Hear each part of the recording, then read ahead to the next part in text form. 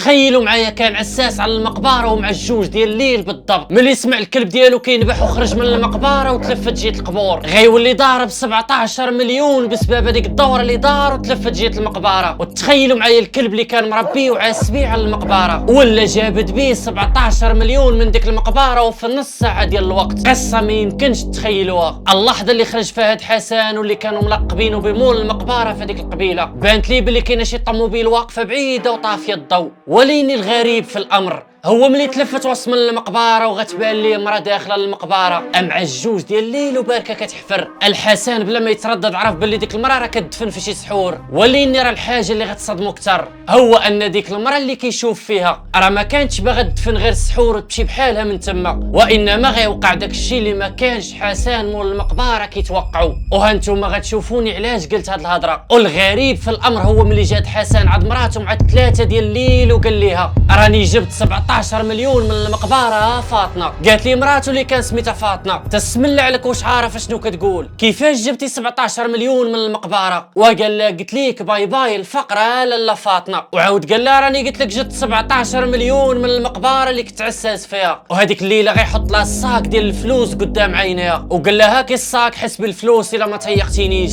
وبالفعل في الغد ليه ما غيصبح لا حسن لا مراته فاطمه في داك الدوار. وبالنسبه للناس ديال القبيله تال من بعد عاد غيكتشفوا حسن ومراته فين مشاو وغيعرفوه بلي مشى سكن في المدينه ودار مشروع اللي القيمه ديالو اكثر من 11 مليون. وواحد من الناس ديال ديك القبيله هو اللي غيكشف الحقيقه ديال هاد مصطفى ومراته امنين وكيفاش داروا تجابوا ديك 17 مليون. وغيعاود لينا الحقيقه ديال هاد القصه اللي غتسمعوها دابا. ولكن قبل ما نكملوا هاد القصه بغيت نشكر كاع هاد الناس اللي كيضغطوا على هاد الزر ديال الاشتراك. شكرا لكم كاملين واحد بواحد. وما كرهتش اي واحد كيعجبو هاد المحتوى وصلت لهنا اضغط على هاد الزر ديال الاشتراك باش نوصلوا هاد القناه ل 10000 مشترك ان شاء الله. وخلي معاكم واحد التعليق كما كان كنقرا التعاليق ديالكم كاملين وشي لايك ما غتخسر والو. ويلا نكملوا القصه ديالنا.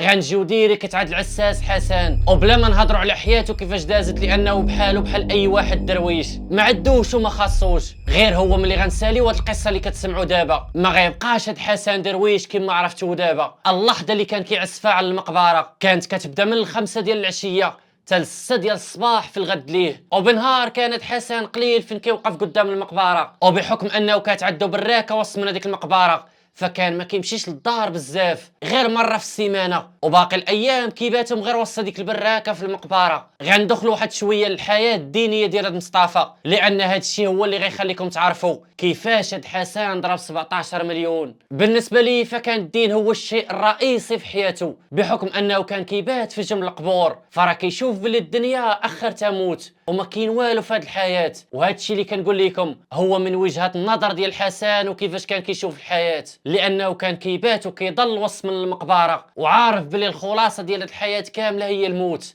هادشي علاش كان متشبت بالدين ديالو. اما بالنسبه لمراته فنقدروا نقولوا بلي كانت من داك النوع اللي ما كيسكتش من الهضره وماشي غير الهضره وصافي وانما كان ملي كيجي راجلها كتقول لي بلي حنا خاصنا الفلوس وتالي غنبقاو عايشين على هذا الحال بحال هكا. وكانت ديما كتقارنوا بواحد جارهم اللي كان لاباس عليه. وحسن كان كيقول لها بلي راه دابا يحن علينا الله غير صبري وسكتي. وكتقول لي مراته بلي من نهار تزوجت بك وانا ساكته وتالي غنبقى ساكته وعايشه بحال هكا. وهذا الشيء اللي كان كيخلي حسن انه يشوف تيعيا وكيرجع للمقبره اللي كان عساس فيها كينعس في البراكه وكيدوز معظم الوقت ديالو في هذيك المقبره حتى غيجي النهار اللي غتوقع فيه المفاجاه واللي ما كانش حسن كيتوقعها. هذاك النهار كان بالثلاث السيد كان ناعس ومع الجوج ديال الليل بالضبط غيسمع شي صوت ديال شي طوموبيل دايزه بعيده شويه من المقبره وغيقول مع راسو باللي راه غير شي طوموبيل ودايزه وصافي وما غاديش يخرج يطل وانما غيبقى مكمل نعاسو. وداز هذيك الليله بالفعل وفي الغد لي عاوتاني مع الجوج ديال الليل اسمع شي طوموبيل باللي دازت ولا وقفات.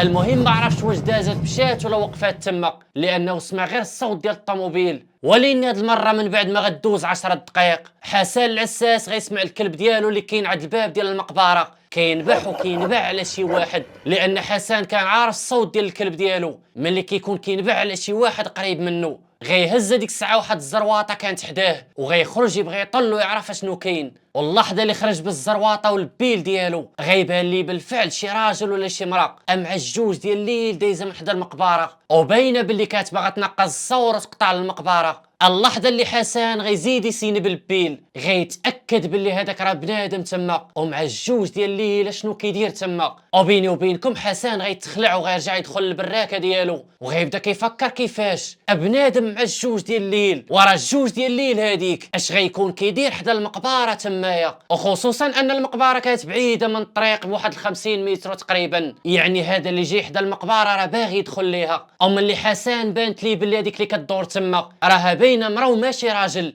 لان اللباس اللي لابسه باين ديال المراه. وهنايا زاد تاكد باللي هذيك اللي كدور تما مع الجوج ديال الليل راه ما غتكونش انسان حقيقي، وانما غتكون شي جنيه مسيفه على شكل انسان وخارجه في هذاك الوقت تما. هادشي اللي قالو حسن مع راسو. وفي نظركم شنو غيدير حسن في هذيك اللحظه؟ ما غيمشيش عدا ويسول شنو كديري هنا ولا شكون انتي، وانما غيدخل البراكه ديالو وغيتسنى تيشوف شنو غيوقع ولا شنو غيدير. غير هو اللحظه اللي كان جالس فيها وكيتسنى في البراكه ديالو غيسمع بلي الطوموبيل اللي كانت واقفه بعيده من المقبره خدمات وتحركات مشات بحالها، وتما غيعرف باللي هذاك راه بنادم اللي كان كيدور حدا المقبره، وباللي هو اللي كان جاي في الطوموبيل اللي سمع الصوت ديالها. ملي صباح الصباح وجا حسن عند مراته وعاود لها هادشي اللي سمعتو دابا، غتقول لي مراته باللي انت راك وليتي هاد الايام بحال شي هبيل في هذيك المقبره، وقالت لي بلا ديك العسه في المقبره راه ما خداماش لك، سير قلب على شي حرفه ولي تخدم فيها وبعد من هادشي. وباش نزيدو نوضحوا واحد الفكره اكثر،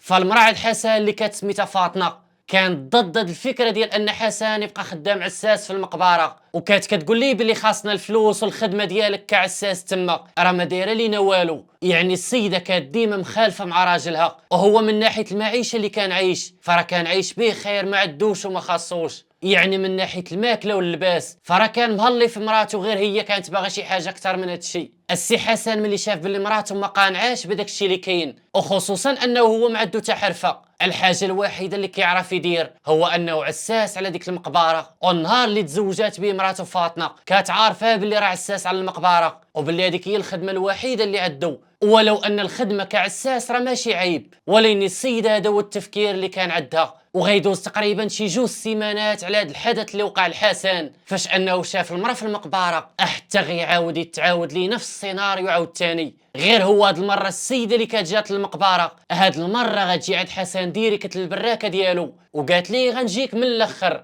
قالت لي انت عساس ديال هاد المقبره؟ قال لها راه انا هو العساس. قالت لي انا ما سولتكش واش انت هو العساس لانني عارفه هادشي. قال لها حسن هذيك الساعه وشكون انت؟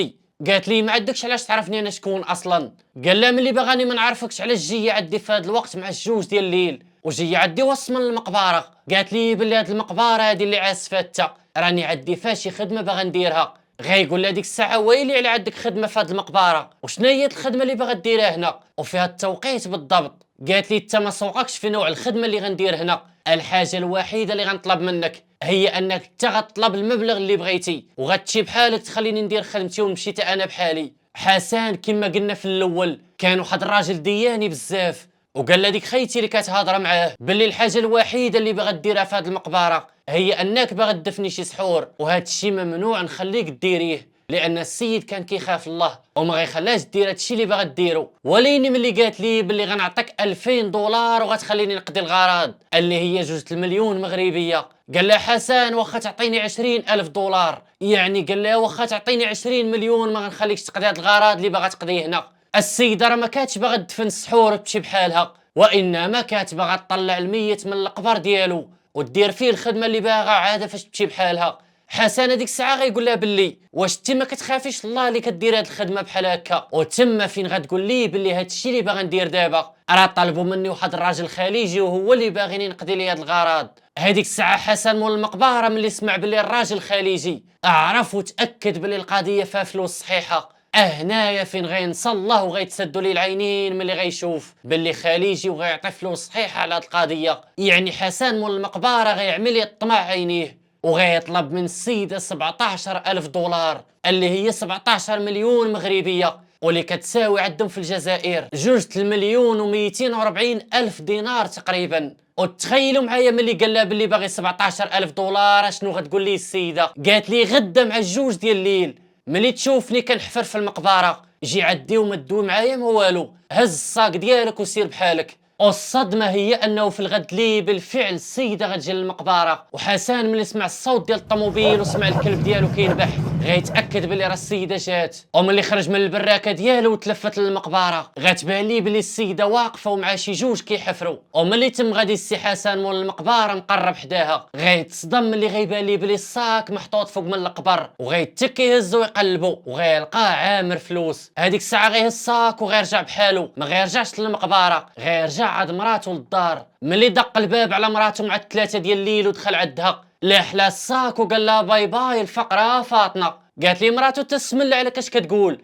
قال لها قلب الصاك عاد هضري معايا. المراه ملي شافت الفلوس ما بقات فهمات والو، وملي سولاتو انت منين جبت هاد الفلوس كامله؟ قال لها حسن تيك باغي على الفلوس لاش باقا كتقلبي عليها منين جات؟ ومن بعد غيجلسوا بجوج بهم واحد الساعه وغيعاود لها حسن شنو وقع ومنين جاب الفلوس وكيفاش تجابها. وملي قربت توصل ل5 ديال الصباح حسن غيخرج هو ومراته وغيسدوا الدار ديالهم في العروبيه وغيمشيو ويطلعوا للمدينه وغيكريو في هذاك النهار بجوج بهم. ومن بعد ما غدوش شهرين تقريبا حسن غيقرر انه يفتح واحد المحل ديال البيع والشراء غيولي كيبيع فيه التليفونات، وغيتقام عليه تقريبا ب 11 مليون ما بين الاصلاحات والسلعه ديال هذاك المحل. وتخيلوا معايا اشنو غيوقع ليه من بعد ما غدوش شي ايامات على باش فتح المحل. قالت لي مراتو علاش ما ناخذوش شي بارطما كريدي ونبقاو نخلصوا فيها من بعد، يعني ما نبقاوش كارين. وبالفعل حسن هادشي اللي غيدير. والصدمه اللي غتوقع ليه هي ملي ضرب عامين في داك المحل اللي عمر وكان خاض البارطما كريدي، غيبان ليه بلي البيع والشراء في داك المحل غادي وكيتراجع اللور، وبلي القضيه ولات كدوز عندو عيانه، وخصوصا انه واحد فيه الكريدي ديال الدار كيخلصو كل شهر. ملي شاف بلي المحل ما بقى داير ليه والو غيفكر يخويه ويدير شي حرفه اخرى. وتخيلوا معايا المحل اللي كان معمره ب 11 مليون ما غيجيبش ليه حتى الربع ديال الثمن ديالو. وبحكم انه كان عايش في العروبيه غيفكر حسن انه يدير شي كروسه يولي يبيع ويشري فيها الخضره. وبالفعل هادشي اللي غيدير من بعد ما طلق المحل اللي كان خاسر عليه 11 مليون. وملي ولا كيبيع ويشري في ديك الكروسه ديال الخضره غتبدا عندو الارباح غادا وكتراجع، حتى ما غيبقى يدخل والو وما غيبقى يبان ليه والو في ديك المدينه، والكريدي كان كيتجمع عليه. ومن بعد ما غدوز 3 سنين بالضبط من بعد ما كانت عندو ديك 17 مليون، ومن بعد ما خداو ليه الدار ديالو لانه عام ما خلص فيه الكريدي ديال الدار اللي ساكن فيها، غيرجع للدار ديالو اللي كانت في العروبيه هو ومراتو، وغيرجع كما كان في الاول ما عندو حتى ريال في جيبو، ولا عايش في واحد الحاله اللي ما طيحش لكم على البال. وبلا ما نقول لكم العبره من هذه القصه لانها باينه،